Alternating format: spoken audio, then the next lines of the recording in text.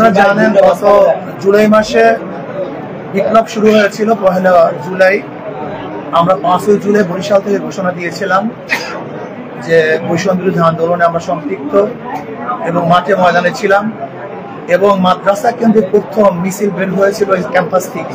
আপনারা দেখেছেন, অর্থাৎ মাদ্রাসার ছেলেরা বৈষম্য বিরোধী আন্দোলনে প্রথম সম্পৃক্ত হয়েছে চরমনাই মাদ্রাসা এবং বাংলাদেশের প্রত্যেকটা মাদ্রাসায় আমরা উদ্বুদ্ধ করেছিলাম, ওলামায়ে কেরাম ছিল এবং বৈষম্য বিরোধী আন্দোলনে আমরা সামনের কাতারই আন্দোলন করেছিলাম। যেহেতু আমাদের সহযোদ্ধা, আমরা একই সাথে আন্দোলন করেছি, একই সাথে দেশকে পরিবর্তন করার চেষ্টা করেছি। আল্লাহ পাকের শুকর, সেই যোদ্ধারা এখানে আসছেন। আমরা এক তো ঐতিহাসিকভাবে আমরা সম্পৃক্ত আছি আন্দোলনের সাথে, সংগ্রামের সাথে, এবং আমরা চাই আমাদের বক্তব্য, এনসিপি বক্তব্য এবং আমাদের বক্তব্য অনেকটাই কাছাকাছি। আমরা দেশ গড়তে চাই, আমরা বৈষম্য দূর করতে চাই, জুলুম অত্যাচার অবিচার দেশ থেকে চিরতরে উৎখাত করতে চাই। আজকে আমাদের নাহিদ সাহেবের বক্তব্য দিয়েছেন, চাঁদা মুক্ত একটা দেশ করতে চাই। আমরা আলহামদুলিল্লাহ চাঁদা মুক্ত একটা দেশ করতে চাই।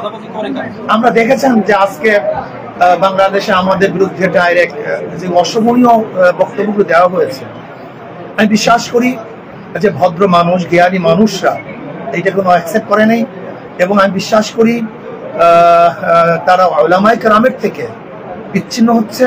আর বাংলাদেশের কোন রাজনীতিবিদ এবং রাজনৈতিক দল যদি উলামায়ে কেরাম থেকে বিচ্ছিন্ন হয়, কমপক্ষে ৯২% মুসলমানদের দেশে সেরকম অবস্থায় রাজনীতি করতে পারবে না, বিশ্বাস।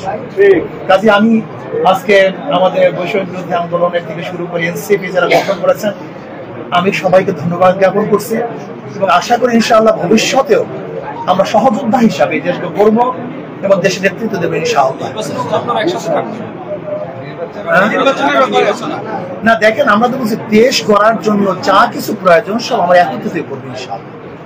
দেশ গড়ার জন্য যাহা কিছু প্রয়োজন, সে নির্বাচন হোক, আন্দোলন হোক, সংগ্রাম হোক, বিপ্লব হোক, বক্তব্য হোক, একই মঞ্চে হোক, অর্থাৎ দেশকে গড়ার জন্য যাহা কিছু প্রয়োজন আমরা সম্পূর্ণ করবো। একটা প্রশ্ন আমাদের সেটা হচ্ছে যে বিএনপির স্থায়ী কমিটির সদস্য উনি বলছেন যে এনসিপির জন্য আমাদের দরজা খোলা আছে, আপনারা সেই ব্যাপারে এই ব্যাপারে আপনার একটা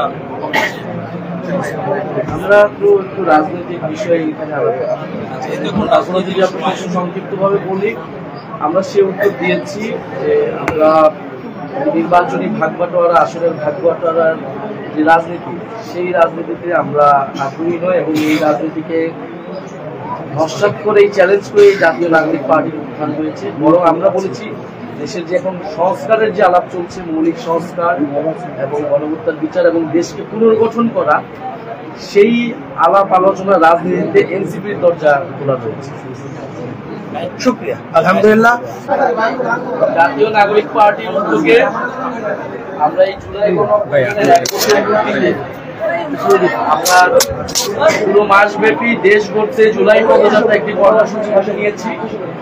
সেই কর্মসূচি ১লা জুলাই থেকে সারা দেশে পদযাত্রা শুরু করেছে এবং পুরো ১ মাস এই পদযাত্রাটি চলমান থাকবে এবং এই পদযাত্রায় মূলত আমরা বিভিন্ন জেলায় যাচ্ছি। আমাদের লক্ষ্য ৬৪টা জেলায় যাওয়া এবং সেই জেলার সাধারণ মানুষের কাছে পৌঁছানো।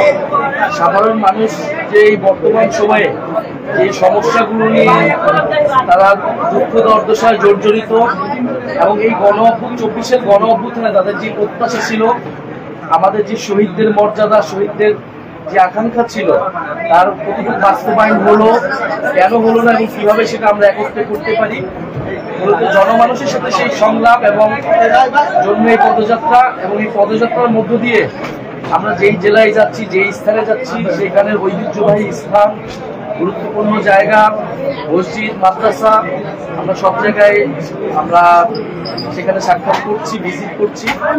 সেই ধারাবাহিকতা আমরা বরিশাল অঞ্চলে এসেছি। বরিশাল অঞ্চলে আমাদের পীর সাহেব চরমনাই দরবার আমরা আজকে এসেছি। রাজনৈতিকভাবেও চরমনাই গণ অভ্যুত্থানে, ইসলামী আন্দোলন আমাদের গণ অভ্যুত্থানে শরিক ছিলেন এবং আজকে আমরা এই দরবারে এসেছি জাতীয় নাগরিক পার্টির জায়গা থেকে শুভেচ্ছা বিনিময় করতে। এবং এই দরবার বাংলাদেশে এবং পীর সাহেব চরমনাই পরিবার, ইসলাম প্রচারে পুরো বাংলাদেশ এবং বরিশাল অঞ্চলে গুরুত্বপূর্ণ ভূমিকা রেখেছে, এটা আমরা সকলেই জানি। আমরা আজকে এখানে এসেছি ওনাদের সাথে কথা বলতে এবং ওনাদের থেকে এবং পীর সাহেবের কবর জিয়ারত করতে এবং সার্বিকভাবে বাংলাদেশের বর্তমান সময়ে আমাদের সংস্কৃতি, আমাদের ধর্ম, আমাদের রাজনীতি, দেশের মানুষের অবস্থা এবং ইসলাম নিয়ে আমরা আলোচনা করব সংক্ষিপ্তভাবে। এইটা কি আপনাদের রাজনৈতিক কোনো বিষয় এখানে আছে নাকি জাস্ট সৌজন্য কোন? আমরা তো বিভিন্ন জায়গায় অনেক এখানে ঐতিহ্যবাহী মাদ্রাসা রয়েছে, দরবার শরীফ রয়েছে। রাজনৈতিক ভাবে তো আমাদের একটা যোগাযোগ আছে, সেটা আপনারা আমরা তো রাজনৈতিক ভাবে তাদের মানে অফিসেও গিয়েছি, বহুবার আমরা বিষয়ে কথা বলেছি। আজকে মূলত সামাজিক, সাংস্কৃতিক এবং ধর্মীয় জায়গা থেকে আমরা ঐতিহ্যবাহী বিভিন্ন জায়গায় মসজিদ, মন্দির, মাদ্রাসা, দরবার শরীফে যাচ্ছি। সেই জায়গা থেকে আজকে আমরা